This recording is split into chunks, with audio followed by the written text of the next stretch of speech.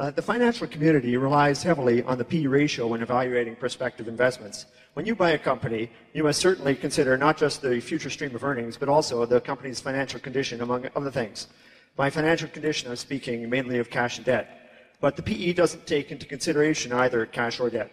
Occasionally, you see a company with consistently positive free cash flow trading just over cash value, effectively giving away the future earnings. In cases like this, the PE looks terribly overstated unless adjusted for cash and debt. I've always preferred companies with oodles of cash to those burdened with lots of debt. And then I read Phil Fisher's book, Conservative Investors Sleep Well. Well, I haven't slept well since.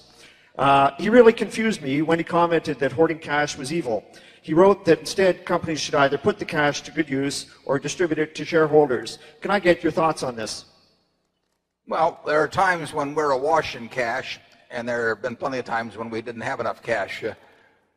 Charlie and I remember in the late 60s, when bank credit was very difficult, we were looking for money over in the Middle East. Do you remember that, Charlie? Yes, I do. Yeah, and they wanted us to repay it in dinars. Yeah, and the guy that wanted us to repay him in diners or dinars or whatever the hell they call them, was also the guy that determined the value of those things. So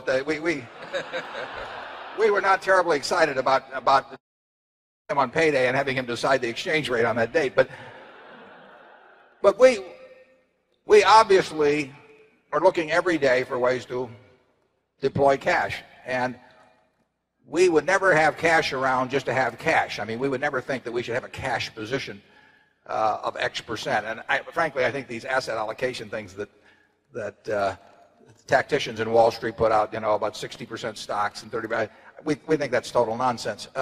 So we want to have all our money working in decent businesses, but sometimes we can't find them, or sometimes cash comes in unexpectedly, or sometimes we sell something, and we have more cash around than we would like.